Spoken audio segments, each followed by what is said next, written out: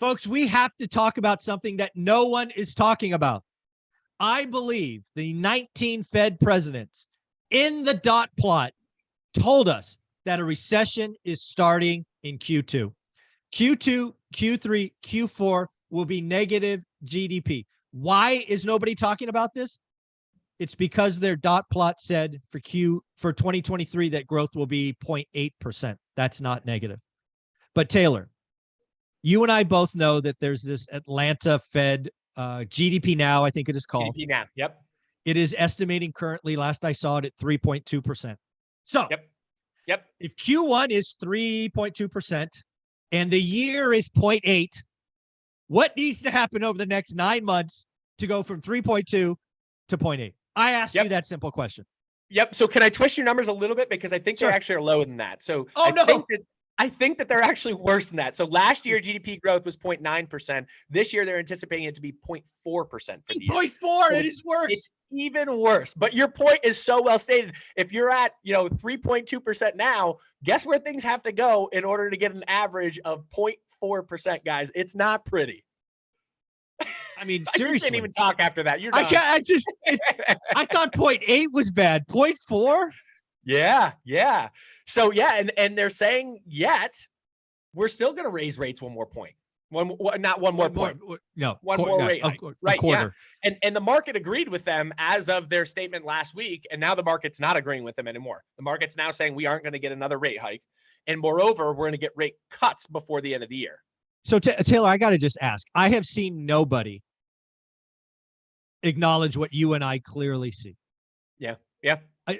People should be CNBC, Bloomberg, MSNBC. All of these people should be saying the Fed is telling us a recession is coming. I have not seen that headline. I've not seen that talk track anywhere. I don't know how you go from 3.2 actual to 0.4 without 3 negative quarters of GDP growth and rising unemployment.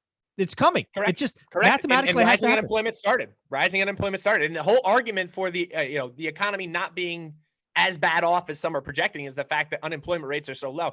Little newsflash, guys. Unemployments are always at their lowest point when you enter a recession. That is exactly the most rear view mirror looking instrument there is. I totally agree. I think that the dot plots show one more hike this year, which I don't think we get. We can discuss that. So let's do it. So again, I think we get it. I've always said that I think Jerome Powell is going to go one more than the market thinks he should. Yep. Because he's always told us, I don't want to stop too soon. So I've always thought Powell goes one extra, and I think this is going to be the extra. Yeah. So it's a very fair point. He has been, he has raised more than expectations, more than the opposite of that. But I think that this meeting that's coming up here is so far in the future now. It is. It's in May.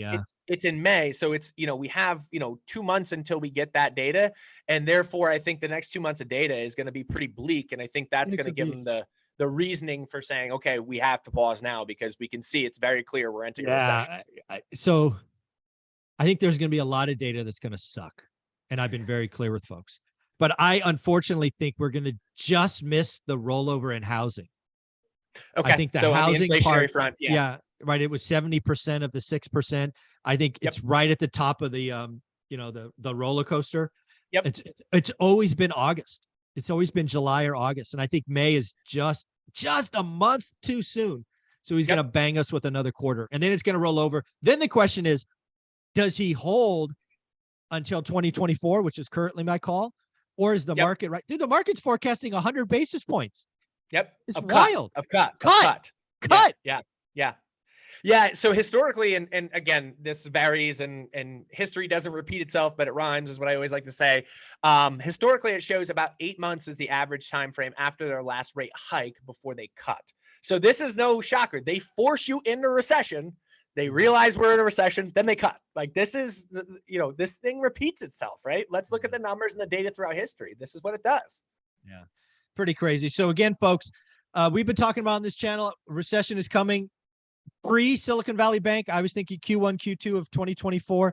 I changed in a moment that weekend. I'm like, consumer broke. You can't have people running to banks and not stop spending.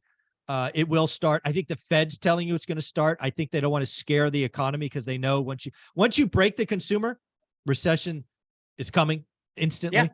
Yeah. And it was but I interesting. can't believe. Yeah, go ahead. You said something last week. You're like, we were discussing whether it's a banking crisis or not. And you said, hold on, Taylor, like, shut up. Yes, this is a banking crisis. A crisis happens when there's lack of confidence in anything. Therefore, a banking crisis. Our banking system, the fractional reserve system, is 100% predicated on the backs of confidence. And that is the only thing that makes it work. If that is broken, there's a crisis. And we are in a crisis in the banking system right now.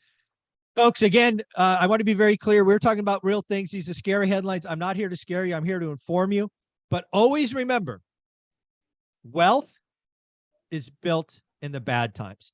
Warren Buffett's sayings are very true. Warren Buffett has a saying that goes like this, Taylor, that I want to tweak, and I want to see you on Instagram steal this. Here it is. You have undoubtedly heard Warren Buffett say, when the tide goes out, we see who's swimming naked, right? Correct. I want to say, stop looking at naked people, perverts. Look on the floor and see what gold, diamonds, and Rolex they dropped. Go buy some assets on sale. Stop looking at naked people. Go look for the gold and the diamonds. That's what I love it. I love it. I love it. I love it.